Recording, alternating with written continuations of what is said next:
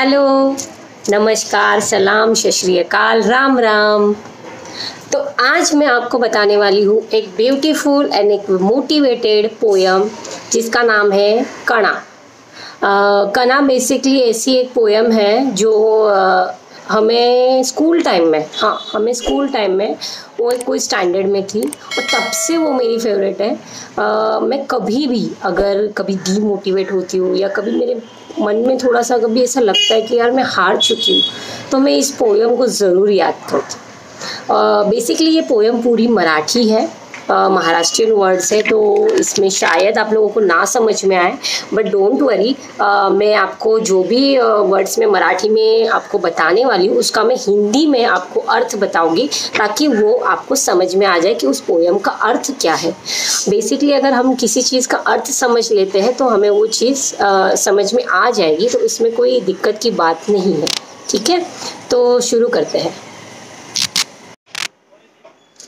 ओळखलत का सर मला पावसात आला कोणी, ओळखलत का सर मला पावसात आला कोणी, कपडे होते कर्दमलेले केसावरती पाणी, कपडे होते कर्दमलेले केसावरती पाणी। इसका मतलब ये होता है कि एक टीचर के घर पे वो स्टूडेंट आता है, मतलब एक विद्यार्थी आता है अपने शिक्षक के घर पे और उन्हें पूछता है कि आपने मुझे पहचाना सर। और जब वो आता है तो वो मतलब बारिश से भीगा हुआ रहता है, कपड़े थोड़े से ख़राब रहते हैं, बालों पे पानी रहता है, वो उसका हालत वैसा रहता है और उसी हालत में वो अपने शिक्षक के घर पे आया होता है। अब दूसरा लाइन इसका ऐसा है कि क्षणभर बसला नंतर हसला, क्षणभर बसला नंतर हसला, बोलल्यावरती पाहून, क्षणभर बसला नंतर हसला, बोलल्यावरती पाहून। मतलब एक क्षण बैठा फिर हंसा, एक स्माइल दी उसने, एक छोटी सी स्माइल दी और बैठने के बाद इंसान जैसे उनके शिक्षक खड़े हो गए तो उन्होंने ऊपर देख के ऐसे कहा बोलल्यावरती पाहून। तो वो क्या बोला वो हम आगे के लाइन में देखेंगे। गंगा माई पाहुणी आली गेली घरट्यात राहून। गंगा माई मतलब गंगा मैया, मतलब जैसे बाढ़ आती है तो वो बाढ़ की कहानी है। बेसिकली वो ये बताने आया है कि मेरे घर में बाढ़ आया था और वो मेरे घर में आके रह के गई, मतलब गंगा मैया मेरे घर में आके रह के चली गई, तो इसलिए वहाँ पे कहा गया है गंगा माई पाहुणी आली गेली घरट्यात राहून, मतलब उसके घर में रहकर वो चली गई। माहेर वाशिन पोरीसारखी चार भिंतीत नाचली, मतलब जैसे एक लड़की कैसे अपने मायके में घर पे आती है, 4 दिन रहती है, पूरा घर घूमती है, ये वो देखती है, तो वैसा उन्होंने यहाँ पे कहा माहेर वाशिन, मतलब एक लड़की के जैसा वो रही घर में, चारों दीवारों में घूमी और खाली हाथ मोकळ्या हाती जाईल कशी, मीन्स खाली हाथ कैसे जाएगी, मोकळ्या हाथी जाईल कशी, इसलिए सब कुछ लेकर गई। मतलब वो बाढ़ का पानी जो उसके घर में आया था वो उसका सब कुछ ले गया, सिर्फ एक ही चीज़ छोड़ा है। तो वहाँ पे कहा गया मोकळ्या हाथी जाईल कशी, बायको मात्र वाचली, मीन्स उसकी पत्नी जो है वो बच गई, बाकी सारा उसका संसार था वो उस पानी के साथ, उस बाढ़ के साथ, उस गंगा मैया के साथ चला गया। भिंत खचली चूल विजली होते नव्हते नेले, भिंत खचली चूल विजली होते नव्हते नेले, प्रसाद म्हणून पापण्यांमध्ये पाणी मात्र केले, प्रसाद म्हणून पापण्यांमध्ये पाणी मात्र केले। इसका अर्थ ऐसा है दीवार टूट गई, चूल्हा बुझ गया, सब कुछ गया, सब कुछ जितना था उतना सब चला गया, सिर्फ प्रसाद के तौर पे आंखों में आंसू रह गए। उसके आगे का लाइन ये है कारभारणीला घेऊन संगे आता लढतो आहे। कारभारणी मतलब उसकी पत्नी, मराठी में गांव साइड में कारभारणी मीन्स बीवी होता है, तो बीवी को साथ लेके, पत्नी को साथ लेके कारभारणीला घेऊन संगे आता लड़तो है, मतलब अपनी बीवी को साथ लेके मैं अभी लड़ रहा हूँ। आगे बढ़ने की कोशिश कर रहा हो। पडकी भिंत बांधतो आहे, चिखलगाळ काढतो आहे। मीन्स पडकी भिंत बांधते मतलब जो दीवार मेरी टूट गई है उस दीवार को मैं बांधने का कोशिश कर रहा हूँ। और जो मेरे घर में कचरा आया वो बाढ़ के साथ जो चिखल मतलब कीचड़ आया, वो जो भी कचरा आया उसको मैं बाहर निकालने का कोशिश कर रहा हूँ। मतलब मैं अपनी पत्नी के साथ बेसिकली अपना घर जो है जो टूटा है उसको ठीक करने का कोशिश कर रहा हूँ, उसे साफ करने का कोशिश कर रहा हूँ।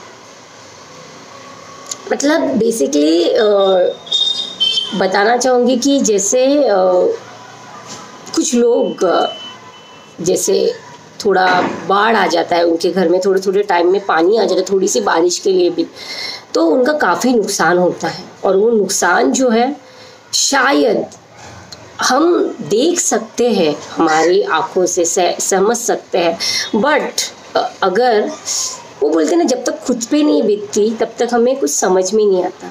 तो उसे ही पता होगा जिसका घर पूरा बह गया होगा, जिसका पूरा संसार नष्ट हो गया होगा, और उसे फिर से उस चीज़ की शुरुआत करनी होगी। जब ये टीचर ये पोयम में ये सब बता रहा था तो टीचर ने क्या किया आगे, वो मैं आपको आगे की लाइन में बताता हूँ।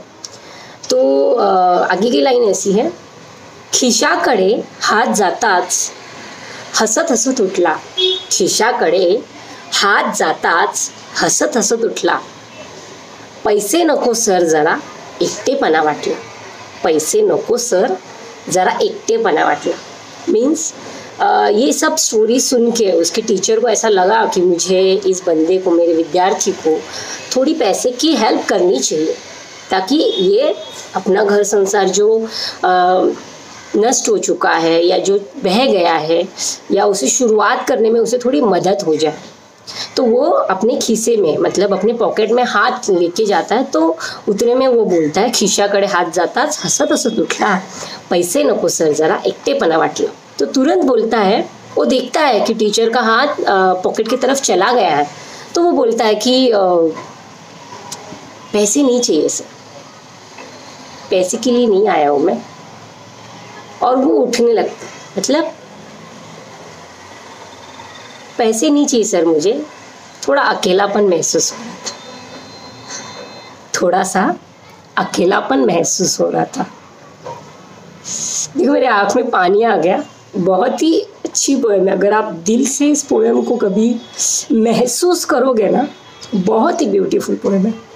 मीन्स सोचो कि कोई इंसान का सब कुछ नष्ट हो गया हो, सब कुछ चला गया हो, तो वो बंदा पैसे ले सकता था, बट उसने नहीं बोला। उसने बोला पैसे नहीं चाहिए सर, मुझे थोड़ा अकेलापन महसूस हो रहा था इसलिए मैं आपको मिलने आया था।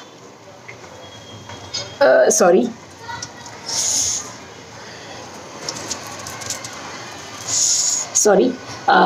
चलो आगे बढ़ते हैं।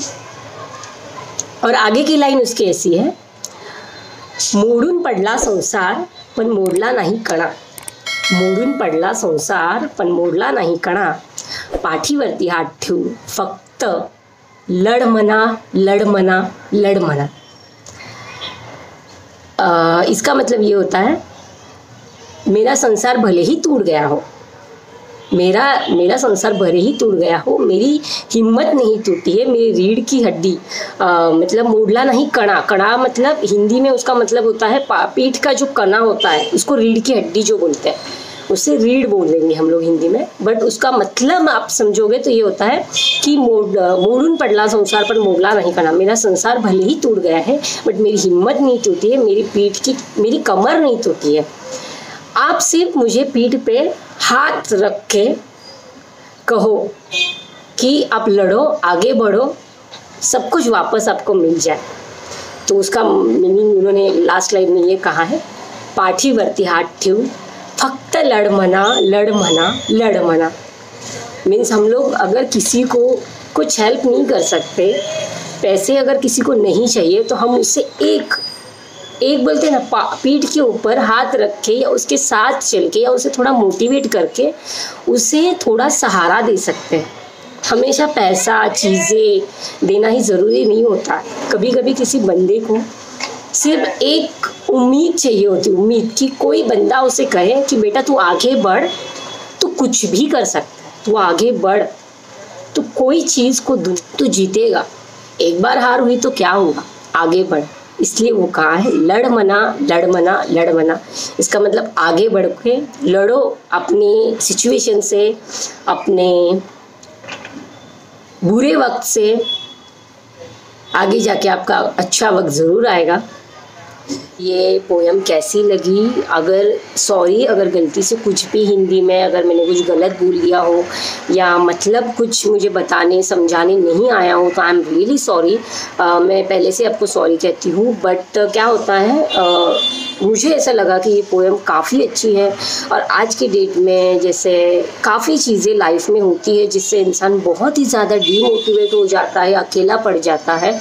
इस वजह से इंसान को एक उम्मीद की किरण होना बहुत ज़रूरी है। तो आप भी हमेशा यही सोचिए, दिक्कतें, मुश्किलें, दुख, दर्द ज़िंदगी का पार्ट है, वो हमेशा आते रहेंगे। हमें सिर्फ उसके साथ लड़ना है। जैसे जो कवि है ये कुसुमाग्रज जी है, जिन्होंने कहा है फक्त लड़ मना लड़ मना लड़ मना, मतलब उम्मीद जगाओ आगे बढ़ने की, पीठ पे हाथ थपथपा के। धन्यवाद दोस्तों आपने वीडियो देखने के लिए। Thank you so much. Bye bye.